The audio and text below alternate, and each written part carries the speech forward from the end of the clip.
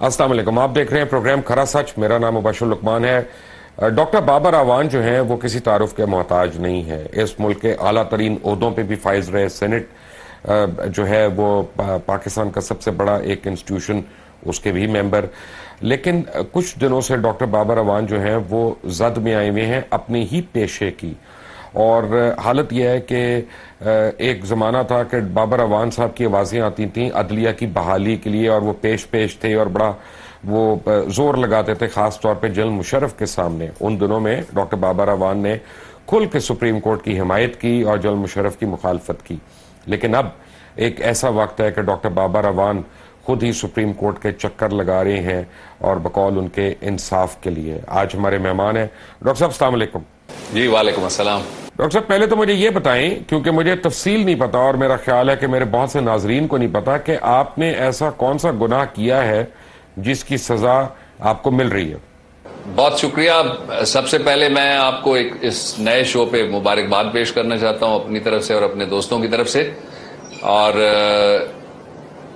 کھل کے میں یہ بات کہنا چاہتا ہوں کہ وہی ایک گناہ ہے جو آپ نے گنا ہے، کہ ہم نے جمہوریت کے لیے جدوجہد کی اور آمریت کے خلاف جدوجہد کی، اور ایک عدد وہ سرائکی کا شعر ہے، اگر اس کو بھی میرے گناہ میں بلے شاہ کی شاعری کی طرح شامل کیا جا سکتا ہے۔ اس کے علاوہ میں اگر مختصراً کہوں تو یوں کہہ سکتا ہوں کہ عرش والے میری توقیر سلامت رکھنا، فرش کے سارے خداؤں سے الجھ بیٹھا ہوں۔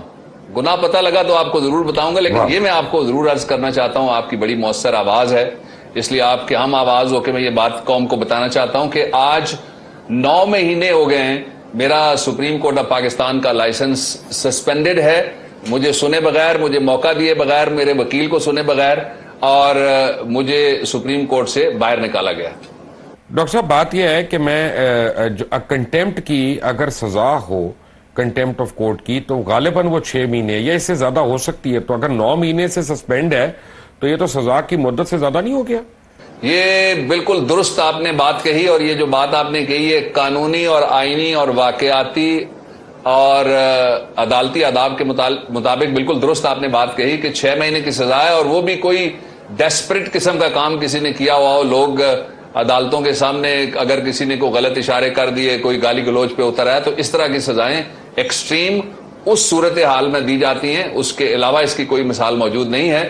تو میرا تو ابھی گناہ ہی نہیں متعین ہو سکا کہ میں نے کیا ہے، اور 9 مہینے سے میں باہر بیٹھا ہوں۔ آپ کو معلوم ہے کہ میرے دونوں بیٹے عبداللہ اور عبد الرحمان، ابھی عبداللہ اس سال کالج گیا ہے، باقی تو اسکول میں ہیں میرے بچے بھی، اور یہ میرا فنڈامنٹل رائٹ ہے ٹو ارن مائی لائیولیہڈ۔ تو ڈاکٹر صاحب مجھے یہ بتائیں کہ یعنی فیصل رضا عابدی صاحب کو میں نے سنا، ان کے متعلق بھی سنا، وہ تو بہت حد تک آگے نکل گئے ہیں، تو عابدی صاحب کو ابھی تک نہیں بلایا گیا۔ آپ کے ساتھ ذاتی ایسے کون سا پیار محبت تھی کہ آپ کو اس طرح سے بلا لیا گیا؟ دیکھیں جی، مجھے معلوم ہے بہت سارے کام میرے ساتھ جو ہو رہے ہیں، اس کی وجہ میرا نام ہے بابر اعوان، میں اور کیا کہہ سکتا ہوں اس کے علاوہ۔ عید پہ ملنے کے لیے ایک وفد آیا ہوا تھا، انہوں نے مجھے بڑی دلچسپ بات بتائی۔ انہوں نے کہا کہ کراچی میں وکیلوں میں یہ مشہور ہو گیا ہے لطیفہ کہ اگر آپ نے کسی کو ود سرٹیچیوڈ لازماً سمن کرانا ہے تو مقدمے پہ لکھیے کہ اس کا رسپونڈنٹ بابر اعوان ہے۔ تو اس کا مطلب ہے کہ فیصل رضا عابدی اور ڈاکٹر ذوالفقار مرزا، ان کی طرح آپ نے جو کچھ کیا وہ کسی سے انسٹرکشنز لے کے نہیں کیا، کیونکہ ان کو نہ پارٹی نے نکالا نہ وہ سمن کیے گئے۔ پاکستان کی تاریخ کا یہ بھی ایک انوکھا ہی واقعہ ہو گیا، جس طرح وہاں مجھے سنے بغیر آڈی آلٹرم پارٹن ون سائیڈڈ ایکس پارٹی ہوا جو کچھ ہے، اور اس 9 مہینے وہ سزا سے زیادہ بھی ہو گیا عرصہ، جس طرح آپ نے بالکل درست قانونی بات کہی تھی، اسی طریقے سے مجھے تو کسی نے شوکاز ہی نہیں کبھی دیا پارٹی میں بھی کہ کوئی یہ بات ہے اور اس کی وجہ سے ہم یہ کرنے لگے۔ ڈاکٹر صاحب مجھے یہ بتائیں کہ آپ نے اس طرح کے بیانات دیے کیوں تھے کہ یہ نوبت آتی؟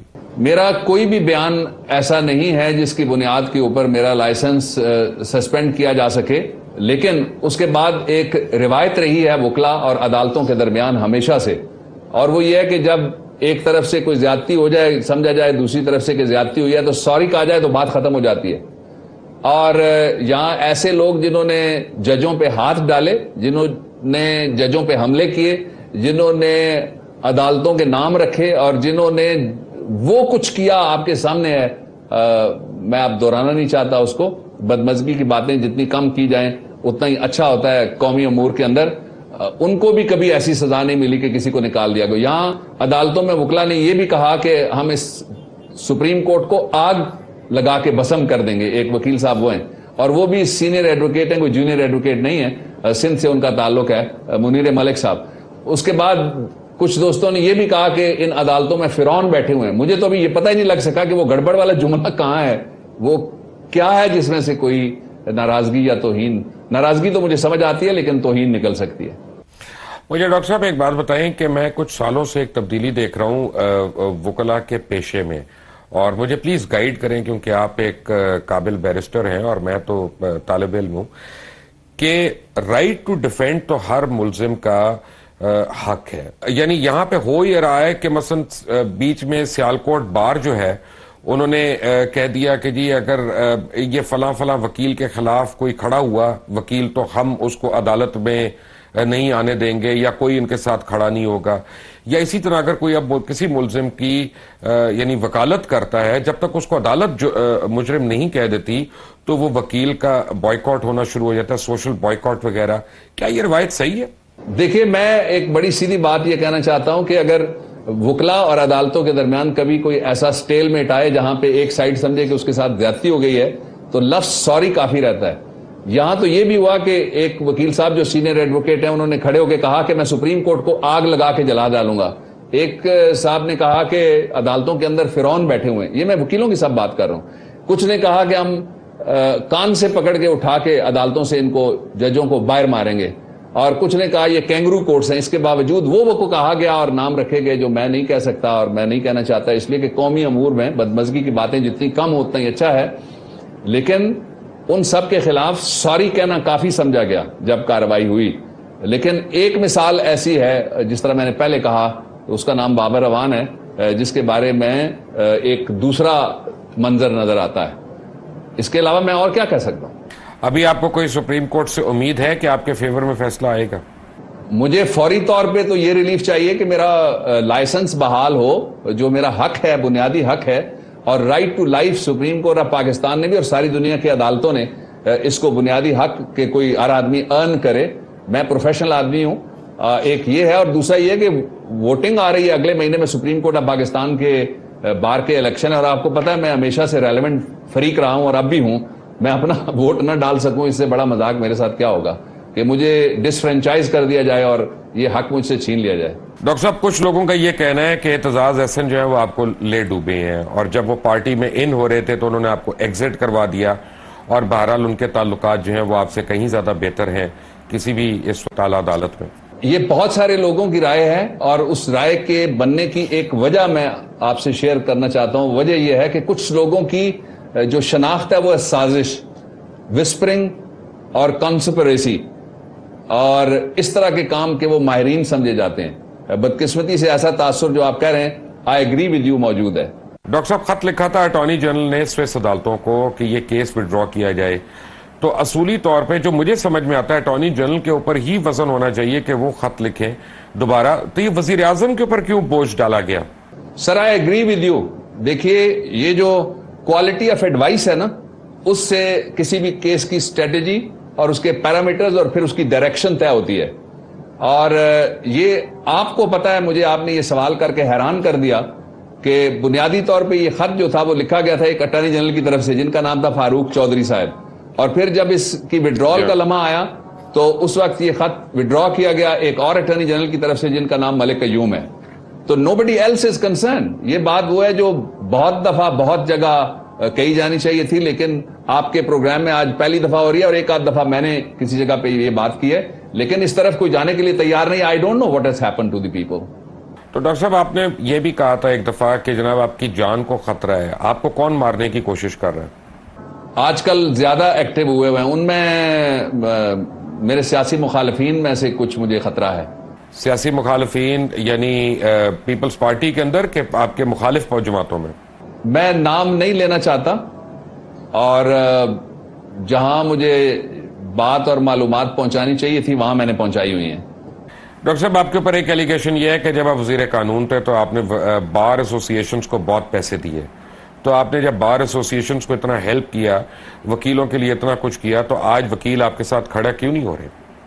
وکیل میرے ساتھ کھڑے ہوئے ہیں, اور یہ ایلیگیشن نہیں ہے, میں اس کو اپنے لیے تمغہ سمجھتا ہوں الحمدللہ کہ 65 سال میں مجھے یہ موقع جب ملا, قدرت نے دیا, تو میں نے اپنا دھیان نہیں کیا. میں نے میاں چنو کی بار ایسوسیشن کا دھیان کیا, میں نے خوزدار کی بار ایسوسیشن کا دھیان کیا, میں نے سکھر کی بار ایسوسیشن کا دھیان کیا, میں نے کاؤٹا کی بار ایسوسیشن کا دھیان کیا, اور جو میرا طبقہ تھا جس میں سے میں اٹھ کے آیا تھا اس کو میں نے ایک نیا ہائی کورٹ پاکستان کی تاریخ میں دے دیا. اور اس کے علاوہ میں نے وہ کام کیے جو 65 سال میں وکلا کہتے ہیں کسی اور نے نہیں کیے.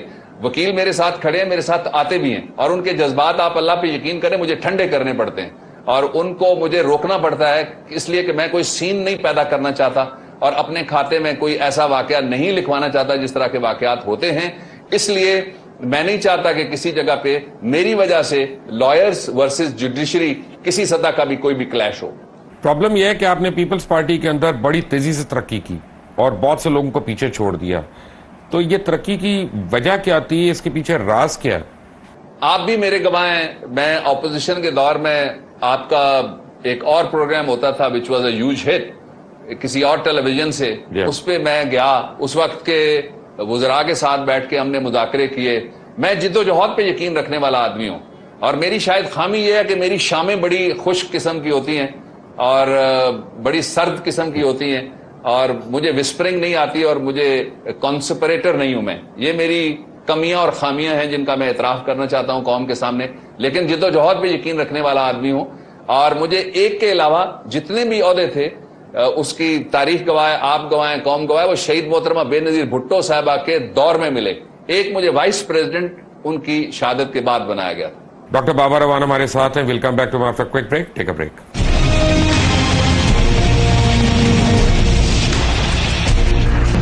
Welcome back from the break. ہمارے ساتھ اس وقت موجود ہیں ڈاکٹر بابر اعوان, کسی تعارف کے محتاج نہیں ہے. ڈاکٹر صاحب, میں یہ دیکھ رہا ہوں, کافی عرصے سے آپ کو فالو کر رہا ہوں کہ آپ اپنی پارٹی کے خلاف کسی قسم کے نیگیٹو بیانات سے اجتناب کر رہے ہیں. کیا آپ کو دوبارہ امید ہے پارٹی میں داخل ہونے کی, عہدوں پہ جانے کی, کہ یہ کوئی اور وجہ؟ دیکھیے, اس کی وجہ اور ہے, آپ نے بالکل درست سمت اشارہ کیا ہے.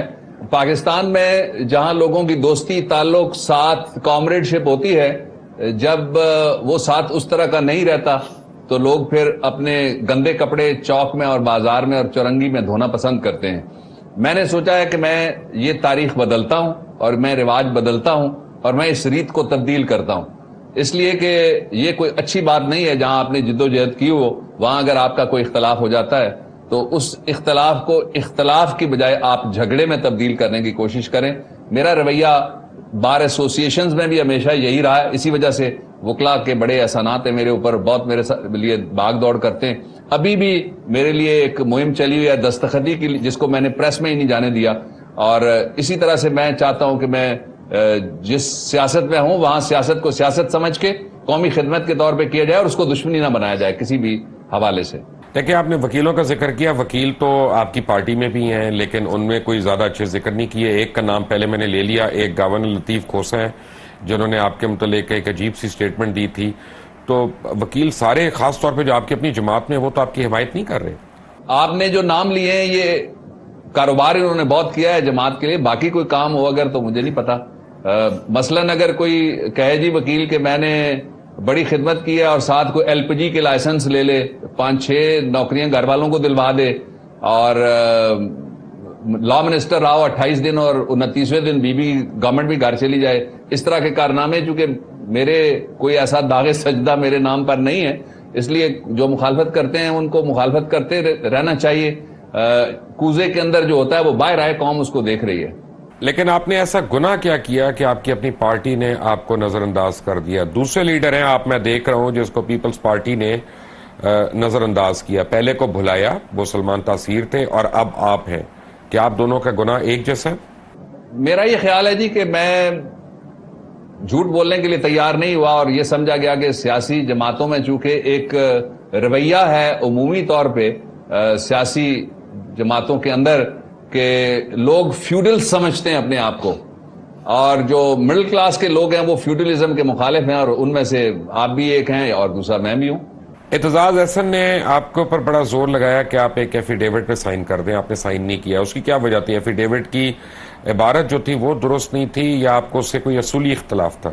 مجھے اصولی اختلاف یہ تھا کہ اس میں مجھے جھوٹ بولنے کے لیے کہا جا رہا تھا. I am already public on it, لیکن آپ کے سوال کے احترام میں جواب عرض کیے دیتا ہوں کہ مجھ سے یہ توقع کی جا رہی تھی کہ senior advocate of this country, اور چھوٹا موٹا جس کو دینوں دنیا کا بھی علم ہے, وہ کھڑا ہو کے کہے کہ میں نے کبھی یہ وزیر اعظم کو بتایا ہی نہیں اور جھوٹ بولے. ایسا کام میں نہیں کر سکتا, ورنہ میرا موقف وہی ہے جو پہلے دن والا ہے.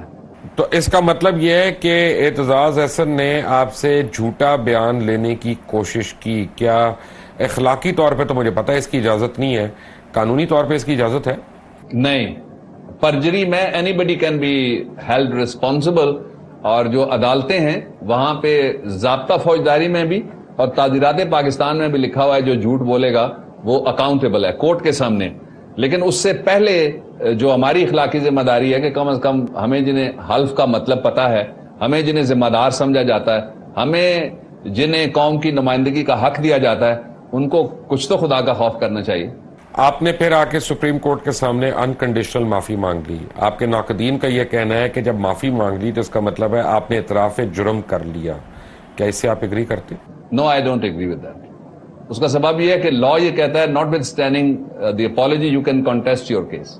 میں یہ دیکھ رہا تھا عدالت کے اندر, میں اس ہیئرنگ میں موجود تھا جہاں آپ اپنا کیس پلیڈ کر رہے تھے ایک دن, اور یعنی غالباً یہ 2 مہینے پہلے کی بات ہے, 1.5 مہینے پہلے کی بات ہے, اور بار بار آپ کو کورٹ نے یہ باور کرانے کی کوشش کی کہ یہ بات ہم سن چکے ہیں, یہ بات آپ کہہ چکے ہیں, یہ بات ہم سن چکے ہیں.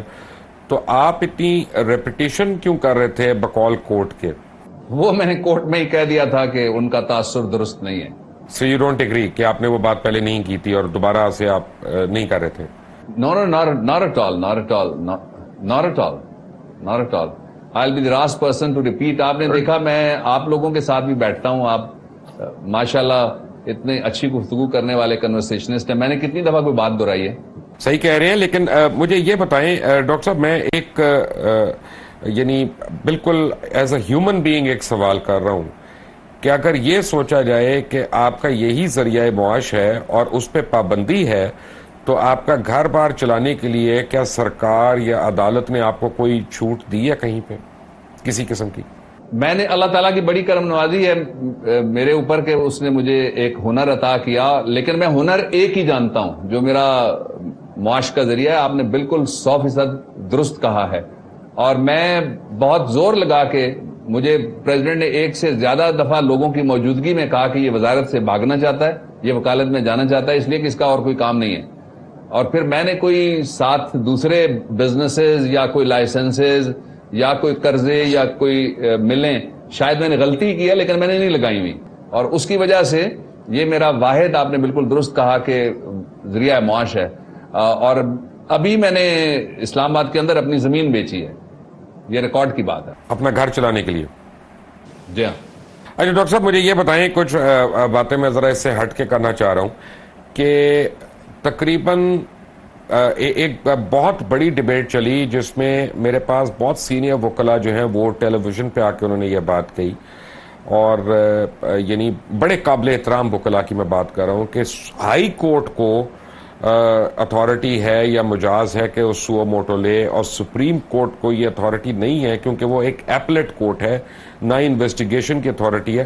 آپ کی عقل اور آپ کی تعلیم کے مطابق, میں صرف آپ کی رائے کے مطابق کہہ رہا ہوں, قانون اور آئین اس کے بارے میں کیا کہتا ہے؟ مباشر صاحب, بہت اچھا آپ نے سوال کیا. This is an objective question and I would love to answer that. دیکھیے, جو پاکستان کی جتنی بھی عدالتیں ہیں ان کے دائرہ اختیار طے شدہ ہیں. عدلیہ کہہ کے ہم سارے اختیارات کو مکس اپ نہیں کر سکتے. میں آپ کو تھوڑی سی تفہیم کے لیے, تاکہ لوگوں کو بھی اور قوم کو بھی اور آپ کو بھی میں بات سمجھا سکوں, میں 2 منٹ اس پہ لوں گا. پہلا یہ ہے کہ جو فرسٹ ٹیئر ہے کانسٹیٹیوشنل کورٹس کا, اس کو ہائی کورٹس کہتے ہیں, اور ہائی کورٹ کے اندر ریٹ جورسڈکشن ہے under article 199 of the constitution of Pakistan 1973, اور جو اوریجنل جورسڈکشن ہے اس کے لیے 2 دفعات ہیں. فوجداری مقدمات میں 561A of the code of criminal procedure, اور جو دیوانی اور کمرشل اور ٹیکس کے معاملات اور دوسرے معاملات ہیں عام, جن کو انسانی حقوق بھی کہا جاتا ہے, وہ ہیں under 151 of the code of civil procedure. ایسی کوئی اختیار سپریم کورٹ کے پاس ایکسپریسلی پرووائڈڈ کانسٹیٹیوشن کے اندر نہیں ہے. یہ اس کا ایک پہلو ہے. اس کا ایک دوسرا پہلو یہ بھی ہے کہ یہ ٹریڈیشن شروع ہوئی ہے جو افضل زلہ صاحب جب چیف جسٹس تھے تو اس وقت یہ روایت شروع ہوئی, پھر جو انٹرنچ ہوتی گئی. اس لیے اس کو آپ ایک جوڈیشل روایت کہہ سکتے ہیں جس کو جوڈیشل ایکٹیویزم کہا جا رہا ہے. اب اس کے جو نقصانات ہیں میں تھوڑا سا ان کی طرف جانا چاہوں گا. میں نے یہ نقصانات مد نظر رکھتے ہوئے جب میں وزیر قانون بنا تو پوری کوشش کر کے جو آرٹیکل 10A ہے جس کے تحت ابھی پہلا فیصلہ آیا ہے ارسلان افتخار صاحب کا ان کی ریویو پٹیشن کے اندر, وہ ہم نے انسرٹ کیا. دیکھیے جو پہلا کیس ہے اور سب سے مشہور کیس ہے وہ سندھ بلوچستان ہائی کورٹ, آپ کو یاد ہوگا شہناز گل کا جو کیس تھا بڑا مشہور مصطفیٰ زیدی والا, اس میں ایک سو موٹو نوٹس لیا گیا تھا اور اس میں انویسٹیگیشن کو مانیٹر اور کنٹرول کرنے کا ایک آرڈر ہوا تھا اور اس کو بھی سپریم کورٹ آف پاکستان نے سیٹ اسائڈ کر دیا تھا. اگر تفتیش سپریم کورٹ آف پاکستان کسی ملک کا بھی, just forget about it that I am talking about supreme court of Pakistan, کسی ملک کے بھی آخری عدالت بیٹھی ہوئی اور وہ کہے کہ تفتیش کرو اور پھر ساتھ یہ کہا جائے کہ جلدی کرو اور پھر یہ کہا جائے کہ فوراً کرو اور پھر میڈیا یہ شور ڈالے کہ اس کیس میں بڑے پیسے انوالو ہیں یا اس میں بڑے الزامات ہیں, تو پھر کون سا انصاف اور کہاں کا انصاف. اس لیے کہ جو ٹرائل ہونا ہے کسی بھی مقدمے کا ٹرائل, یہ صرف بھٹو شہید کے ساتھ یہ زیادتی کی گئی تھی کہ ٹرائل سیشن جج کی بجائے مولوی مشتاق صاحب اپنے پاس لے گئے تھے اور انہوں نے فوراً فیصلے کیے اور 2 سال میں پاکستان کا کیا دنیا کی تاریخ کا پہلا مقدمہ ہے جو اب نہیں کھول رہا میرے ساتھ اور میرے لائسنس کے ساتھ, اس کو بھی سکریپ کر دیا گیا ہے. اور وزارت قانون کو بھی ہوش نہیں ہے کہ وہ باقی خط لکھنے کی بجائے ادھر توجہ دے اور خط لکھ کے بھٹو کیس پہلے کھلوائے. اس کیس کے علاوہ کوئی مثال دوسری موجود نہیں ہے کہ اوریجنل جورسڈکشن کی طرف بلا کے کیس کو آپ نے کورٹ آف فرسٹ انسٹینس کو خالی کر دیا. اب دیکھیے جو بھی مقدمے چلتے ہیں وہ مقدمے پہلی عدالت میں چلتے ہیں جو سیشن جج کے لیول کی, میجسٹریٹ کے لیول کی اور سول جج کے لیول کی عدالت ہوتی ہے, اس لیے کہ اس کے بعد ان کا فرسٹ اپیلیٹ فورم ہے. کچھ کیسز میں فرسٹ اپیلیٹ فورم سیشن جج ہے اس لیے نیچے مقدمے چلتے ہیں, کچھ کیسز میں first appellate forum high court ہے اس لیے وہاں مقدمے چلتے ہیں اور پھر ہائی کورٹ میں ان کی اپیل ہوتی ہے. لیکن اگر مقدمہ سارا اس وقت جو غلط ہو رہا ہے, میں کھل کے کہنا چاہتا ہوں جی, میرے خلاف اگر 100 مقدمے ہوں تب بھی میں سچ کہنے سے باز نہیں رہ سکتا. وہ بات یہ ہے مبشر صاحب کہ جس کیس کا سپریم کورٹ میں فیصلہ نہ ہو, نیچے کون سی عدالت ہے جو فیصلہ کرے گی اور نیچے کون سی عدالت ہے جو بری کرنے کی طرف جائے گی یا ریلیف دینے کی طرف جائے گی اور وہ خوف زدہ نہیں ہوگی سپریم کورٹ آف پاکستان کی میجسٹی سے یا ہائی کورٹ کے جو آرٹیکل 2 اور 3 کے اندر سپرنٹینڈنٹس کے پاورز ہیں ان کے ذریعے سے. اس لیے مس کیریجز ہونے کا خطرہ رہتا ہے. اب مس کیریج کہاں ہوا, کیس ٹو کیس اس کو ایگزامن کیا جا سکتا ہے. I don't want to make a general statement, لیکن یہ بہت ضروری ہے کہ ادارے وہ اختیارات استعمال کریں یا ان کے قریب تر اپنی روایات کو سیٹ کریں جو اختیارات ان کو آئین دیتا ہے. بالکل you have opened another Pandora box. جب میں ایک بریک سے آؤں گا تو میں آپ سے یہ سوال پوچھوں گا کہ انصاف کی جو پہلی دہلیز ہے وہ تو لوئر کورٹس ہیں, لیکن لوئر کورٹس جو ہیں ان میں کرپشن کی انتہائی بھرمار ہے. کیا اعلیٰ عدالتوں کو یہ نظر نہیں آتا؟ All of that after break. Take a break.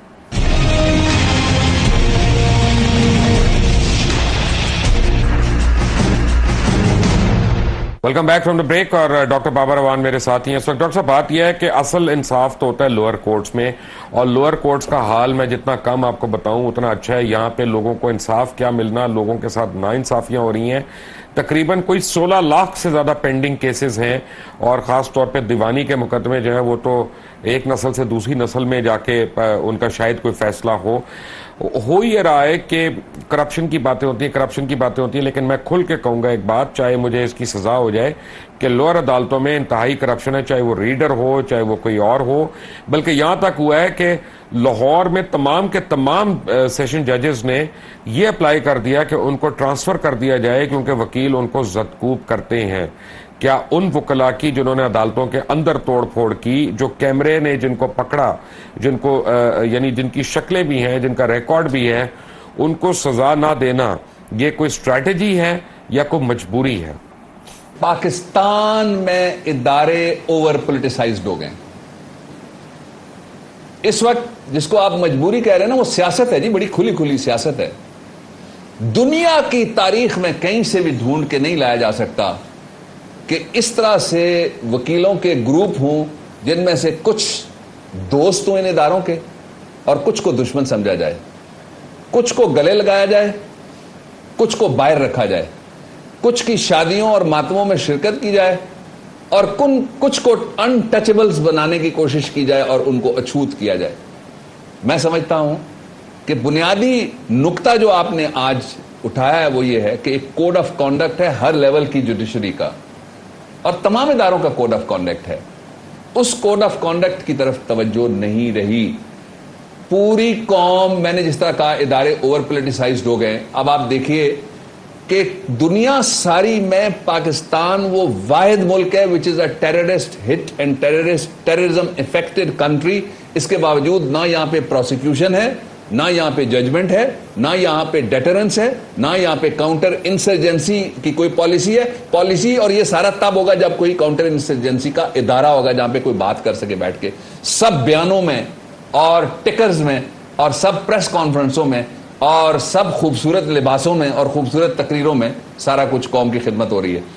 اب آپ نے بہت جو بنیادی دوسرا سوال اٹھایا ہے وہ یہ ہے کہ کس طرح سے لوگوں کو انصاف مل سکتا ہے اور جو انصاف میں خرابیاں ہیں ان کی طرف آپ نے نشاندہی کی ہے. میں آپ سے جنرلی ایگری کرتا ہوں, آپ نے بالکل تقریباً درست سٹیٹمنٹ دی ہے. کیس ٹو کیس ڈیفرنٹ ہو سکتا ہے معاملہ کہ کوئی جج صاحب کس طرح کے ہیں اور کوئی جج صاحب کس طرح کے ہیں, کوئی ریڈر صاحب کس طرح کے ہیں, کوئی اہلمت صاحب کس طرح سے ہیں, کوئی ارکارہ کس طرح ہے, کوئی وکیل صاحب کس طرح کے.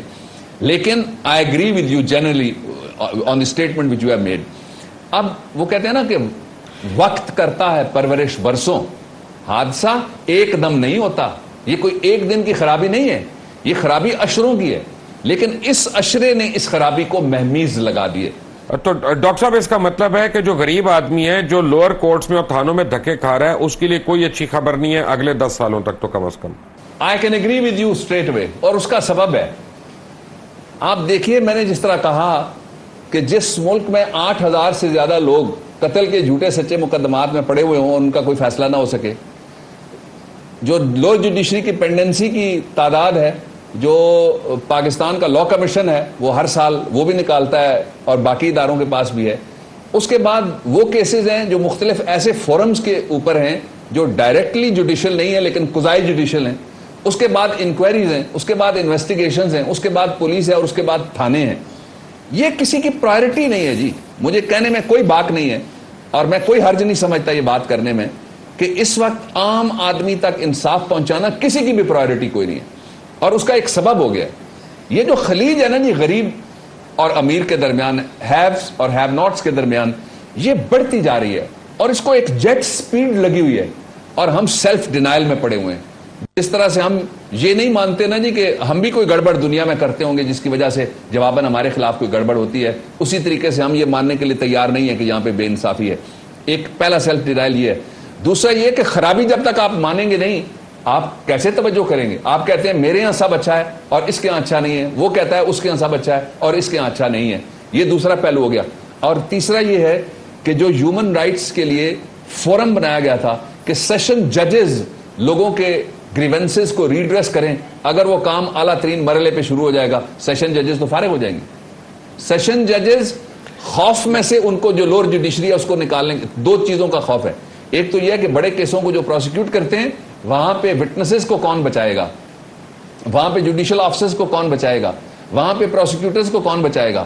آپ نے دیکھا کہ فیڈرل کیپٹل کے اندر بیٹھ کے ایک تھانے پہ حملہ ہوا اور پورا تھانہ مکر گیا. آپ نے ویڈیوز دکھائیں اور آپ نے بڑے چرچے کیے, لیکن تھانہ مکر گیا. انہوں نے کہا ہمارے اوپر کوئی حملہ نہیں ہوا تھا, نہ کوئی ہمارے ہاں سے بھاگا تھا. ویڈیو کلپس دھرے کے دھرے رہ گئے.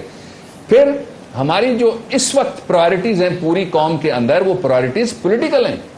جو سیاسی مخالف ہیں ان کی پگڑی اچھالنا اگر پرائرٹی ہو جائے گا اور پولیٹیکل پرسیکیوشنز اور پروسیکیوشنز اگر پرائرٹی ہو جائے گا تو پھر کدھر کا انصاف جی, اور کہاں ملے گا عام آدمی کو انصاف, اور کون دے گا عام آدمی کو انصاف, کہاں کا سستا انصاف اور کہاں کا دہلیز پہ انصاف اور کہاں کا انصاف. بلکہ ڈاکٹر صاحب میں دیکھتا ہوں ماضی میں کچھ نام ایسے ہیں جس میں خود آپ کا نام شامل ہے, ڈاکٹر بابر اعوان کا, اور بڑے قابل احترام اور وکلاء ہیں جس میں انتہائی قابل احترام آسمہ جہانگیر صاحبہ ہیں, جناب اعتزاز احسن صاحب ہیں, جناب کرد صاحب ہیں جو خود پریزیڈنٹ بھی رہے ہیں سپریم کورٹ بار کے. اور کسی حد تک میں واضح طور پہ تو نہیں کہہ سکتا لیکن کسی حد تک خود اطہر من اللہ صاحب جو سپوکس پرسن رہ چکے ہیں چیف جسٹس کے, انہوں نے برملا جو ہے نا وہ کئی جگہوں پہ اظہار خفگی کیا ہے کہ ان کو وہ امیدیں نہیں تھیں کورٹ سے جو ہو رہا ہے. وہ ایسا کون سی ٹرانزیشن ہے جہاں پہ اتنے بڑے بڑے وکیل جو ہیں وہ بظاہر مجھے لگ رہا ہے کہ ڈس اپوائنٹڈ ہیں یا ڈسپونڈنسی آ رہی ہے ان کے اندر؟ دیکھیں اس کے اسباب ہیں اور 3 سبب ہیں جو بڑے ظاہر اور باہر. ایک تو جو پولرائزیشن کی گئی ہے اور وکیل اب کھل کے کہہ رہے ہیں جی کہ ایک ججوں کے امیدواری کا ایک گروپ ہے پورے کا پورا, جس کو کہتے ہیں وکیلوں کی زبان میں کہتے ہیں شیروانی گروپ ہے. ایک وہ لوگ ہیں جو یہ آدرش رکھتے تھے, خواہشیں اور خواب رکھتے تھے اور جن کی یہ سوچ تھی کہ شاید پاکستان تبدیل ہو جائے گا اور پاکستان کو تبدیل کرنے کے لیے شاید یہ جو لائرز موومنٹ ہے یہ نتیجہ خیز ثابت ہوگی. اب ان کے آدرش پورے نہیں ہوئے اور وہ گروپنگ اور پولرائزیشن جو ہے وہ بڑھتی چلی گئی. پھر کہیں پہ رکنا چاہیے تھا. میں نے ایک کالم لکھا تھا, میری کتاب ہے جمہوری پبلیکیشنز نے چھاپی ہے, اس کے اندر وہ چھپا ہوا ہے اور وہ تھا کمرہ امتحان. جب چیف جسٹس صاحب دوسری دفعہ بحال ہوئے تو میں نے اس میں لکھا تھا کہ سینکڑوں نہیں ہزاروں وکیل ایسے ہیں جنہوں نے آپ کے نعرے لگائے, جن کے ساتھ آپ کی تصویریں ہیں, جنہوں نے آپ کے منہ میں لڈو ڈالے ہوئے ہیں. اب آپ کا اصل امتحان, وہ جو منیر کا شعر تھا وہ میں نے کوٹ کیا تھا کہ پھر ایک دریا کا سامنا تھا منیر مجھ کو, میں ایک دریا کے پار اترا تو میں نے دیکھا. اس لیے وہ سمبلائز کرتی تھی موومنٹ ان ساری امیدوں کو اور آرزوؤں کو جو قوم کی بھی تھی, اور وکیل چونکہ درمیان میں کھڑا ہو کے وہ سارے مظالم دیکھتا تھا اور کبھی کبھی اس کو جھیلنا بھی پڑنے تھے. کبھی کبھی کچھ وکیل جیل بھی گئے جن میں بھی شامل ہوں, اور ان کے خلاف پولیٹیکل پرسیکیوشنز بھی ہوئیں جن میں بھی شامل ہوں. اور اس کے باوجود جب وہ امیدیں پوری نہیں ہوئی تو اس طرح کی کیفیت. اور ایک تیسری بہت بڑی جو خرابی ہوئی ہے, پتہ نہیں مجھے معلوم نہیں ہے کہ جو میرا عرصہ اس زمین پہ باقی ہے یا میری نسل کے لوگوں کا اور آپ کی نسل کے لوگوں کا باقی ہے, اس میں وہ خرابی ہم سارے قوم مل کے دور کر سکیں گے کہ اس میں سے کمرشلزم نکل آیا, اس میں سے مال نکلنا شروع ہو گیا ہے, جس کی وجہ سے یہ خرابی پیدا ہوئی. یہ 3 مجھے سمجھ آتی ہیں چیزیں, لیکن اس سب کا علاج ہے. کوڈ آف کانڈکٹ کی طرف ہم سارے اگر لوٹ جائیں, جہاں لوگ چاہتے ہیں کہ لائرز کا کوڈ آف کانڈکٹ انفورس ہو, and I am for that, اور ان کے فورم کو جو پاکستان بار کاؤنسل ہے, یہ پروونشل بار کاؤنسلز ہیں, تگڑا کیا جائے, and I am for that. اور میں آپ کو یہ بات بھی بتا دوں, میں پاکستان کے ان محدود چند وکلا میں سے ہوں جنہوں نے کبھی بار ایسوسیشن کا کوئی الیکشن نہیں لڑا اور اپنے لیے یا اپنے بھائی اور بھتیجے کے لیے کبھی کوئی ووٹ نہیں مانگا. اس کے باوجود اللہ تعالیٰ کی مہربانی سے ہم نے خدمتیں کی ہیں. میں یہ سمجھتا ہوں کہ آج بھی اگر کوڈ آف کانڈکٹ کی طرف یہ سارا نظام لوٹ کے چلا جائے اور جس کا کام ہے اس کو کرنے دیا جائے اور ہر جگہ خبر تلاش نہ کی جائے اور بنائی نہ جائے, ہر جگہ ٹکر نہ مارا جائے, تو صورتحال تبدیل ہو سکتی ہے. میں مایوس نہیں ہوں. ویری کوئکلی ڈاکٹر صاحب, آپ نے جو ساری باتیں مجھے کہیں یہ تو نہیں ہونے لگی, کوڈ آف کانڈکٹ نہیں بننے لگا معذرت کے ساتھ. آپ ایسا پھر یہ نہیں ہے کہ جوڈیشل کمیشن آ جائے کہ جس طرح ہم بیوروکریسی چوز کرتے ہیں اس طرح ہم جوڈیشری بھی چوز کرنا شروع ہو جائے, ان کو ٹرین کر کے. Why should a lawyer become a جج؟ یہ 2 اس کے پہلو ہیں. لائرز بھی بنتے ہیں and there are judges who are promoted and elevated to the higher courts and they become judges. I agree with you. Commission ہونا چاہیے, اس میں سے ڈسکریشن نکل جائے گی. جب ڈسکریشن نکلے گی تو یہ ساری خرابیاں اگر پوری طرح سے نہیں نکلی تو منیمائز ہو جائیں گی. This is a very good suggestion and I am for that. اس پہ اگر کنسنسس ہوتا ہے تو as a stakeholder I will be for that. Last question, ایک ذاتی سوال آپ سے پوچھنا اگر آپ اجازت دے دیں تو. بسم اللہ. پچھلی باری آپ نے احمد اویس کے خلاف یعنی کیمپین کی اور وہ الیکشن ہار گئے. اس باری سپریم کورٹ میں کیا آپ ان کے خلاف ہی کر رہے ہیں کہ ان کی حمایت میں؟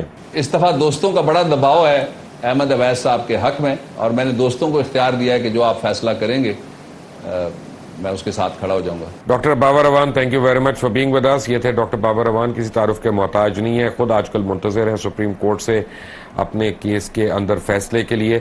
میں چلتے چلتے صرف ایک بات آپ کو کہنا چاہتا ہوں کہ آئین اور قانون کی پاسداری اور اس کا حکم ماننا ہر شخص کا بنیادی فرض ہے, لیکن میں ایک بڑی چھوٹی سی بات کرنے لگا ہوں کہ میں نے اپنی زندگی میں یہ دیکھا ہے کہ ان ممالک میں قانون کی بالادستی نہیں ہوتی ہے جہاں پہ بیسک اور ایلیمنٹری لیول پہ قانون سمجھایا نہ جائے. مثلاً ٹریفک کے قوانین پہ اگر سختی سے عمل درآمد کر دیا جائے اور اس کی سخت سزا دی جائے تو وہ ایک واحد ایسا قانون ہے جسے ہر شخص کا پالا پڑتا ہے، چاہے وہ امیر ترین ہو اور چاہے وہ غریب تر ہو، اور یعنی ہر روز اس کا پالا پڑتا ہے۔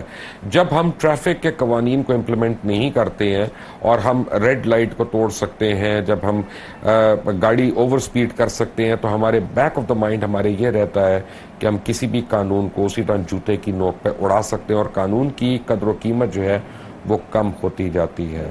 یہ ہماری روزمرہ کی زندگیوں میں اگر صرف ٹریفک لاز جو ہے وہ اسٹرانگلی امپلیمنٹ ہو جائیں تو یقینی طور پہ قانون کا احترام جو ہے وہ بہت زیادہ ہو جائے گا۔ انٹل دی نیکسٹ ٹائم، اللہ حافظ۔